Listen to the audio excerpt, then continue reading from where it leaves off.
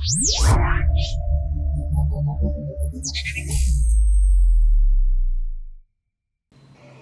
NOTA पे डालो मैं जीतूंगा, आप गाड़ी पे कार पे डालो मैं जीतूंगा, आप हाथ पे डालो जीतेंगा तो तभी हम आपके बेनिफिट के लिए आए तो इतना तो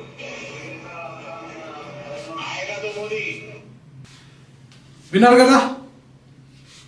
మీరు ఓటు కారుకేయండి, ఓటు కాంగ్రెస్కి వేయండి, నేనే గెలుస్తా. అదే మోడీ వచ్చేది మోడీ ప్రభుత్వమే. మీరు ఎవరికి ఓటేసినా కూడా గెలిచేది మేమే అని చెప్పేసి స్వయంగా MP Arvind BJP MP Arvind మనకు స్పష్టంగా చెప్పాడు. ఓట్ చోరీ మేము ఎట్లా చేస్తున్నాము. సో రాహుల్ గాంధీ ఓట్ చోరీ నిజమే అనేది ఈయన మాటల్లో మనకు అర్థమవుతున్నది. ఎందుకు ఈవీఎంలను tampering, EVM rigging, EVM management BJP చేస్తున్నది కాబట్టి వాళ్ళు అంత కాన్ఫిడెంట్గా చెప్తున్నారు నేనే మీరు దేనికైనా ఓటేయండి, ఏ పార్టీకైనా వేయండి, మాకే ఓటు పడుతుంది, మేమే గెలుస్తాము అంటే అర్థమైంది. ఓట్లు మేము చోరీ చేస్తున్నాము కాబట్టి మేము గెలుస్తాం. సో కాబట్టి ఇది ఓటు చోరీ అనేది బీజేపీ చేసింది, ఎలక్షన్ కమిషన్ దాన్ని సపోర్ట్ చేస్తున్నది అనేది ఈ ఎంపీ అరవింద్ మాటలు. ఎన్నికల సందర్భంగా నా మాటలు అవి. సో ఎన్నికల సందర్భంగా నా మాటలు మరొకసారి ఎందుకు చెప్తున్నామంటే ఓట్ చోరీ మీద పెద్ద ఎత్తున దేశంలో చర్చ జరుగుతున్నది. సో పెద్ద ఎత్తున చర్చ జరుగుతున్న క్రమంలో తిరిగి ఆయన గతంలో ఈయన గురించి చెప్పినప్పటికీ కూడా ఎవరు పట్టించుకోలేదు. అట్లా ప్రాసలో చెప్పిండేమో బీజేపీ వాళ్ళు ఇట్లనే మాట్లాడతారని చెప్పేసి అనుకున్నారు.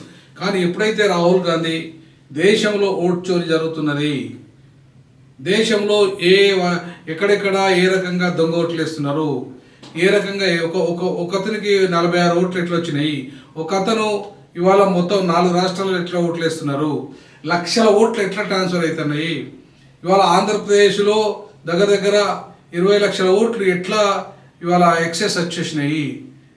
అట్లాగే ప్రతి కాన్స్టిట్యున్సీలో ఇవాళ ఓటు వేసేది 1,00,000 ఓట్లు అయితే వచ్చే కౌంటింగ్లో 1,50,000 వస్తున్నాయి. ఈ 50,000 ఎక్సెస్ ఎట్లా వస్తున్నాయి, ఈ దొంగ ఓట్లు అనేవి ఎట్లా పడ్డాయి. సో ఇవన్నిటి మీద ఎప్పుడైతే రాహుల్ గాంధీ ప్రతిపక్ష నేత ఉన్నాడో, కాంగ్రెస్ ప్రతిపక్ష నేత, ఆయన చర్చ లేవనెత్తిన తర్వాత ఇవాళ పెద్ద ఎత్తున దేశంలో చర్చ జరుగుతుంది. సో కాబట్టి ఈ చర్చను ఇవాళ పక్కదారి పట్టియడానికి ఆయన ఇవాళ 3 కీలకమైన బిల్లులు నిన్న పార్లమెంట్లో పెట్టాడు. ఒకటి ప్రధానమంత్రి 30 రోజులు జైలు ఉన్నా కూడా, అలాగే ముఖ్యమంత్రి 30 రోజులు జైల్లో ఉన్నా కూడా ఆయన పోస్ట్ ఊడగొట్టాలని చెప్పేసి.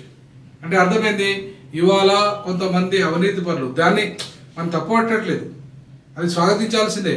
కానీ అవినీతి పరులైన వాళ్ళు చాలామంది ఇవాళ బీజేపీలోకి వచ్చి పునీతులు అవుతున్నారు. అవినీతి పరులు కాంగ్రెస్లో లేరని కాదు, కాంగ్రెస్లో కూడా ఉన్నారు. కాంగ్రెస్లో కూడా గతంలో చాలామంది ఉండే ఇంకా. కాబట్టి బీఆర్ఎస్లో ఉన్నారు, బీజేపీలో ఉన్నారు, కాంగ్రెస్లో ఉన్నారు, అన్ని మొత్తం పార్టీలలో ఇవాళ అవినీతి పనులు ఉన్నారు. లేరనేది వాస్తవం, అది కరెక్టే. కానీ ఇవాళ ఇప్పుడు మాత్రమే ఎందుకు అది వచ్చింది చట్టం? గత 10 ఏళ్ళలో ఎందుకు తెలియదు మీరు ఆ చట్టాలు? నిజంగా మీరు నీతి పరులు అయితే, నిజంగా మీ దగ్గర నీతివంతులైతే, నిజంగా ఓటు చోరీ మీరు చేయకపోతే, ఇవాళ ఈ ఓటు చోరీ అంశం జరిగింది కాబట్టి లేదు మేము పునీతులము నీతిమంతులము అని చెప్పుకోవడానికి ఈ చట్టాలు ఇవాళ తీయబోతున్నారు. సో దాని మీద జేపీసీ చేయబోతున్నారు.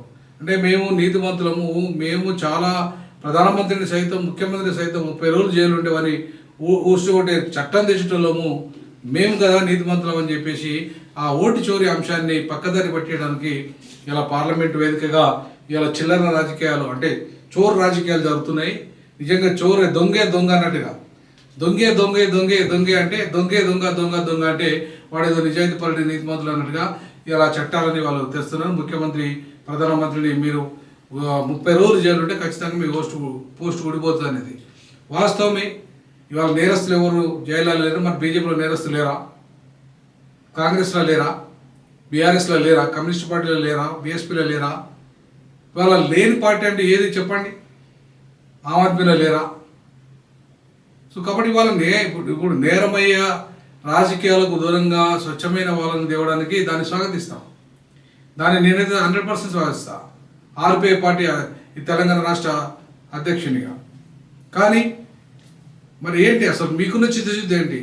మీ దాంట్లో ఎంతమంది నిజాయితీ పనులు ఉన్నారు? ఎంతమంది నిజాయితీగా ఓట్లు వేయించుకుంటున్నారు? ఎంతమంది నిజాయితీగా ఇవాళ ఓటును కొనకుండా, అమ్మకుండా, చోరు చేయకుండా, ఈవీఎంలు ట్యాంపరింగ్ చేయకుండా, మ్యానిపులేట్ చేయకుండా, రిగ్గింగ్ చేయకుండా ఇవాళ మీరు గెలుస్తున్నారు? ఈ వాస్తవాలు ఇవాళ దేశంలో చర్చ జరగాల్సిన అవసరం ఉంది. బీహార్లో 65 లక్షల ఓట్లను మీరు ఎట్లా గల్లంతు చేశారు? ఆ గల్లంతు చేసిన ఓట్లు ఎందుకు మీరు ఏ కారణాల చేత మీరు వాటిని రద్దు చేశారో ఆ అంశాలను క్లియర్గా మీరు బయట పెట్టకుండా ఇవాళ రాజకీయాలు చేస్తున్నారు మీరు. ఆ అంశాన్ని సుప్రీంకోర్టు సైతం చెప్పింది, ఏ కారణాల చేత మీరు దాన్ని రద్దు చేశారో చెప్పండి అని. ఇవన్నింటినీ డైవర్ట్ చేయడానికి ఇవాళ ఈ బిల్లులు తీసుకొచ్చారు. ప్రధానమంత్రి, ముఖ్యమంత్రి 30 రోజులు జైల్లో ఉంటే వాళ్ళ పదవి రద్దు అవుతుంది. నిజంగా బీజేపీకి అంత చిత్తశుద్ధి లేదు. బీజేపీలో ఉన్న వాళ్ళందరూ చాలా వరకు ఎక్కువ మెజారిటీ వాళ్ళు ఇట్లాంటి దొంగలే ఉన్నారు. కాబట్టి ఈ దొంగలను ఇవాళ దొంగలకు సర్ది మోస్తున్న బీజేపీ శుద్ధపూసలు వలితే ఇవాళ ఎరటోడు ఎవడు? శుద్ధపూసలు చెప్తే వినేవాళ్ళు ఎవరు? నిజంగా మీరు శుద్ధపూసలు అయితే మీరు ఓటుకు పైసలు ఎందుకు పంచారు? నిజంగా మీరు శుద్ధపూసలు అయితే ఇవాళ మొత్తం సీఎం రమేష్ లాంటి ఎవరైతే అవినీతి పనులు ఉన్నారో, ఎవరైతే కార్పొరేట్ కుంభకోణాలు చేసిన వాళ్ళు ఉన్నారో వాళ్ళ ఎట్లా పునీతులు అవుతారు మీ పార్టీలో? ఇట్లా చాలామంది, ఒక సీఎం రమేషే కాదు, ఇట్లా మీ పార్టీలోకి వచ్చిన వాళ్ళంతా కూడా ఎవరైతే పెట్టుబడిదారులు ఉన్నారో, దొంగలు ఉన్నారో, వాళ్ళందరూ దోపిడీదారులు ఉన్నారో వాళ్ళందరూ ఎట్లా పునీతులు అవుతారు మీ పార్టీకి వచ్చి రాగానే? వాళ్ళ మీద ఈడీలు ఎందుకు ఆగిపోయినాయి? వాళ్ళ మీద ఎందుకు ఫేమా ఉల్లంఘన కేసులు ఆగిపోయినాయి? ఎందుకు ఇవాళ వాళ్ళ పునీతులు అయిపోయి కూర్చొని మంత్రులు అవుతున్నారు, కేంద్ర మంత్రులు అవుతున్నారు, రాష్ట్ర ముఖ్యమంత్రులు అవుతున్నారు, ఎంపీలు అవుతున్నారు, ఎమ్మెల్యేలు అవుతున్నారు? సో కాబట్టి బీజేపీ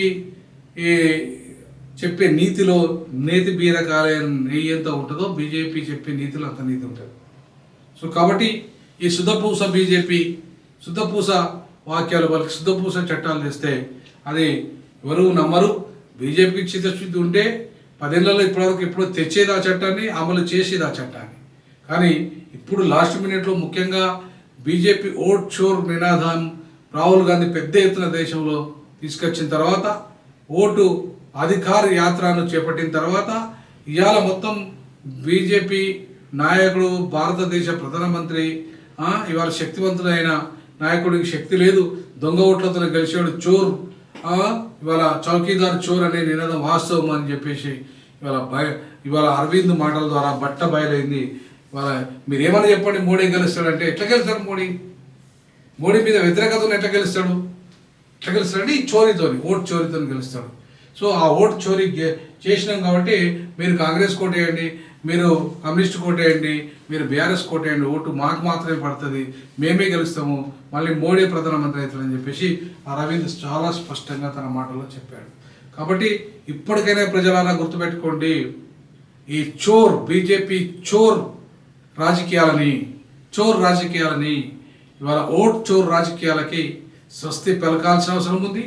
ఓట్ చోర్ రాజకీయాలని ఇవాళ అంతం చేయాలంటే బీజేపీని అంతం చేయాలి. సో బీజేపీ అంతం ఇవాళ ప్రజాస్వామ్యాన్ని కోరుకునే వాళ్ళ పంతంగా మారాలి. సో ఆ దిశగా అడుగులు వేయడానికి రిపబ్లికన్ పార్టీ ఆఫ్ ఇండియా ఉత్తర తెలంగాణలో బీజేపీ ఎక్కడైతే ఉందో దాన్ని భూస్థాపితం చేయడమే లక్ష్యంగా రేపు కార్యాచరణ చేయబోతున్నది. ఖచ్చితంగా బీజేపీని భూస్థాపితం ఉత్తర తెలంగాణలో చేసి తీర్థం. అది ఆర్పిఐ భీమ్రావ్ అంబేద్కర్ పార్టీకి సాధ్యం, ఒక్క అంబేద్కర్ వాదులకి అది సాధ్యం, పులి అంబేద్కర్ పెరియార్ వాదులకి అది సాధ్యం. సో కాబట్టి మేము ఇవాళ బీజేపీని ఖచ్చితంగా చోర్ రాజకీయాలని అంతం చేయడమే మా లక్ష్యంగా పనిచేస్తాం. ఈ విషయంలో మీ యొక్క అభిప్రాయాన్ని కూడా తెలియజేయండి. ఖచ్చితంగా మీ యొక్క అభిప్రాయమే మాకు చాలా అండగా ఉంటుంది. మా ఛానల్ ప్రజల ఛానల్. ఇలా మీరు షేర్ చేయండి, లైక్ చేయండి, కామెంట్ చేయండి. జై భీమ్, జై పులే, జై పెరియార్.